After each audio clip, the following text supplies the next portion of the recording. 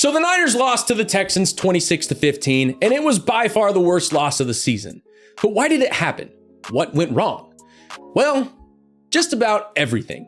On the offensive side of the ball, we put up 223 total yards of offense. That's not good. The offensive line looked like the Berlin Wall in 1989, which led to CMC not being able to get going. Mack was pressured all day, and he's not mobile enough to get out of the pocket and make a play. On top of that, the receivers were dropping balls, and worst of all, we only got the ball into Kittle's hands 4 times. It was a nightmare.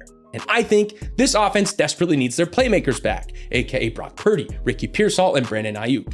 But you know what? The Texans defense is the best in football for a reason.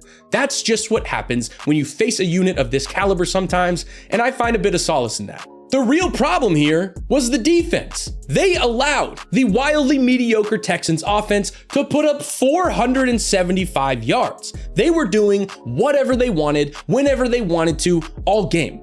And look, I get it. This defense is depleted, but the 49ers are not in the business of making excuses. If they truly want to remain competitive, they can't have performances like this moving forward. They need to make a change. A trade has to be made as soon as humanly possible to bolster this front seven. And if it were up to me, I'd be calling the Dolphins for Bradley Chubb or Jalen Phillips and seeing if Mike McDaniel wants to hop on the flight over while we're at it. Thankfully, we got the Giants on the road next week, and it should be a pretty good get-right game, as New York is one of the worst, if not the worst, defenses in the NFL, which should allow the offense to get rolling, control the clock, and ideally win the ball game.